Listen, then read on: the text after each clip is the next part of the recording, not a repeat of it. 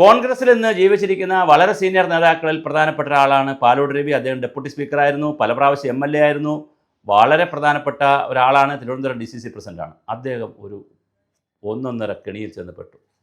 പക്ഷേ അപ്പോൾ റിപ്പോർട്ടർ ചാനലിനോട്, മരമുറി ചാനലിനോട് നമുക്ക് പറയാനുള്ളത്, നിങ്ങൾ ഇങ്ങനെ ചെയ്യരുത്. ഒരു കോൺഗ്രസിൻ്റെ അല്ലെങ്കിൽ ഒരു പാർട്ടിയുടെ സീനിയർ നേതാവ് ജൂനിയർ നേതാവിനെ അല്ലെങ്കിൽ ഒരു പഞ്ചായത്തിലെ നേതാവിനെ വിളിക്കുന്നു. ജലീൽ എന്ന് പറയുന്ന പുല്ലമ്പാറ പഞ്ചായത്തിലെ ഒരു നേതാവിനെ, കോൺഗ്രസ് നേതാവിനെ അല്ലെങ്കിൽ കോൺഗ്രസ് പ്രവർത്തകനെ DCC പ്രസിഡന്റ് പാലോട് രവി വിളിക്കുന്നു. അതൊരു സ്വകാര്യ സംഭാഷണമാണല്ലോ. ആ സ്വകാര്യ സംഭാഷണത്തെ എടുത്ത് നിങ്ങൾ കൊടുക്കാവോ? മറ്റ് രാജ്യത്തെ ബാധിക്കുന്നത് മറ്റു കാര്യങ്ങളൊക്കെ ഓക്കെ, സ്വാഭാവികമായിട്ടിടെ നമ്മൾ നോക്കിയില്ലെങ്കിൽ അവർ 60 സീറ്റ് കൊണ്ടുപോകൂടെ, BJP ഇപ്പോൾ പൈസയൊക്കെ കൊടുത്ത് ഒരുപാട് സീറ്റ് പിടിക്കൂടെ, നോക്കിക്കോ, എല്ലാ മുസ്ലിം ലീഗും എല്ലാവരും ഒക്കെ പല വഴിക്ക് പോവും, അവർ കുറച്ചുപേർ കോൺഗ്രസ് ചേരും, കുറച്ചുപേർ കമ്മ്യൂണിസ്റ്റ്, നീ നോക്കിക്കോ എന്നൊക്കെ പറയുന്നത് ഒരു സ്വകാര്യ സംഭാഷണമാണ്. മറ്റേ ആളിനെ പ്രാദേശിക നേതാവിനൊന്ന് പ്രൊവോക്ക് ചെയ്ത് ഇങ്ങനെയൊക്കെ വരാതിരിക്കണമെങ്കിൽ നീ പ്രവർത്തിക്കണോടാ, നീ നാളുകളോടൊക്കെ പറഞ്ഞ് കോൺഗ്രസിന് അധികാരത്തിൽ വരണമെങ്കിൽ കോൺഗ്രസ് പ്രവർത്തിക്കണോടാ എന്നൊക്കെ പറയാനുള്ളൊരു മോട്ടിവേഷൻ്റെ ഭാഗമായി ആദ്യം ഒന്ന് ഡീമോട്ടിവേറ്റ് ചെയ്ത്, എടാ നമ്മൾ സൂക്ഷിച്ചില്ലെങ്കിൽ 10-60 സീറ്റെങ്കിലും പിന്നെ കൊണ്ടുപോകും കേട്ടോ, BJP ഒരു 60 സീറ്റിലെങ്കിലും ഇത് മുമ്പിൽ വരും കേട്ടോ, അവർ കുറേ സീറ്റ് പിടിക്കും, അതുപോലെ തന്നെ അങ്ങനെ അവർ സീറ്റിലേക്ക് മുന്നിൽ വരുമ്പം നമുക്ക് ഗുണം കിട്ടൂലടാ, മുഴുവൻ ഗുണവും കമ്മ്യൂണിസ്റ്റ് പാർട്ടി കൊണ്ടുപോകും, മൂന്നാമതും കമ്മ്യൂണിസ്റ്റ് പാർട്ടി അധികാരത്തിൽ വരും, മാർക്സിസ്റ്റ് പാർട്ടി LDF അധികാരത്തിൽ വരും.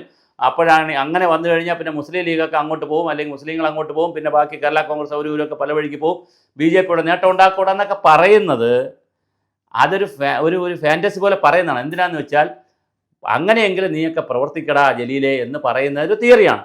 പക്ഷേ അതിനെ എടുത്ത് അലക്കി ഉടുത്ത് നാശക്കോട്ടയാക്കി രണ്ടുപേരുടെ സ്വകാര്യ സംഭാഷണം. അപ്പോൾ ചുരുക്കത്തിൽ ഇപ്പോൾ അത് പുറത്ത് വിട്ടവരെ വേണം ആദ്യം പറയാം.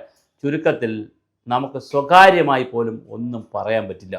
ഈ ചാനലുകളും ഇങ്ങനെയല്ലേ, നിങ്ങൾ എന്തെല്ലാം സ്വകാര്യ കാര്യങ്ങൾ പറയുന്നു. നിങ്ങൾ പരസ്പരം സംസാരിക്കുമ്പോൾ എത്ര ചാനലുകളെ കുറ്റം പറയും.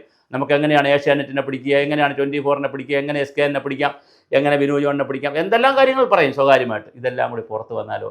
ഇങ്ങനെ ഒരു ന്യൂസ് ഇങ്ങ് കിട്ടിയാൽ തന്നെ നിങ്ങളത് പുറത്ത് വിടാമോ? എല്ലാം പുറത്ത് വിട്ട് സ്വകാര്യമായ ഒരാളിനൊരു സ്വകാര്യം ഫോൺ ചെയ്യാൻ കഴിയാതെ ഒരു നേതാവ് മറ്റൊരു നേതാവിനെ ഫോൺ ചെയ്യുന്നത് സ്വകാര്യ സംഭാഷണമാണ്. ഒരിക്കലും അതൊരു ഒഫീഷ്യലായിട്ട് അയച്ച ഒരു കമ്മിറ്റിക്ക് അയച്ച റിപ്പോർട്ടോ ഒന്നുമല്ല. അത് ശരി, താഴെ മണ്ഡലം പ്രസിഡന്റുമാർക്ക് അല്ലെങ്കിൽ മണ്ഡല സെക്രട്ടറിമാർക്ക് ഒഫീഷ്യലായി അയക്കുന്ന ഒരു മെസ്സേജാണെന്ന് വിചാരിക്കുക, അത് പബ്ലിക്കാണ്, അതെല്ലാവർക്കും എടുക്കാൻ പറ്റും. പക്ഷേ രഹസ്യമായി രണ്ടുപേരുടെ സ്വകാര്യ സംഭാഷണ ഫോൺ ആരെങ്കിലും ചോർത്തി തന്നിട്ടുണ്ടെങ്കിൽ അത് ഇടാതിരിക്കാനുള്ളൊരു സാമാന്യ മര്യാദ, സാമാന്യ ബോധം, ഒരു നൈതികത, ഒരു എത്തിക്സ് നിങ്ങൾക്ക് ആവശ്യമില്ലേ? അത് ചെയ്യണ്ടേ നിങ്ങൾ? ഒരു കാരണവശാലും നിങ്ങളത് ചെയ്തില്ല എന്നുള്ളത് വളരെ മോശം മാധ്യമപ്രവർത്തനമാണ്. ഞാൻ പറഞ്ഞല്ലോ, അരുണായാലും സ്മൃതി ആയാലും, സ്മൃതിയും സുജയയും അതുപോലെ തന്നെ ടീമുകളെല്ലാം കൂടി അരുണിന് പഠിക്കുകയാണ്. അരുണാണെങ്കിൽ വേറെ കാര്യങ്ങൾക്ക് പഠിക്കുകയാണ്. അപ്പോൾ നിങ്ങളൊരു മോശം ചാനലായി മാറിക്കൊണ്ടിരിക്കുകയാണ്. നിങ്ങൾക്ക് റീച്ച് കിട്ടും. പാലോട് രവിക്കെതിരെ ഇങ്ങനെ പറയുമ്പോൾ സ്വാഭാവികമായിട്ട് കോൺഗ്രസിലുള്ളവരും കോൺഗ്രസിൽ ഗ്രൂപ്പ് ഉണ്ടെങ്കിൽ അതിനകത്തുള്ളവരും ഒക്കെ ഇത് കാണും. അങ്ങനെ എതിരാളികളൊക്കെ ഇത് കാണും. നിങ്ങൾക്ക് ഭയങ്കര എക്സ്ക്ലൂസീവ് എന്നൊക്കെയാണ് നിങ്ങൾ അടിച്ചിരിക്കുന്നത്. എന്ത് എക്സ്ക്ലൂസീവ്? മറ്റൊരാളിൻ്റെ രണ്ടുപേരുടെ സ്വകാര്യ സംഭാഷണം എടുത്ത് ചാനലിൽ കൊടുത്തിട്ട് അത് എക്സ്ക്ലൂസീവ് എന്ന് പറഞ്ഞാൽ, നിങ്ങളിങ്ങനെയാണെങ്കിൽ നാളെ ഓരോരുത്തരുടെ അടുക്കളയിലും ബെഡ്റൂമിലും ബാത്റൂമിലും എല്ലായിടത്തും കയറി നിങ്ങൾ വീഡിയോ ഇടുമല്ലോ. എന്തൊരു നാറ്റ കേസാണിത്. വളരെ മോശമായി പോയി.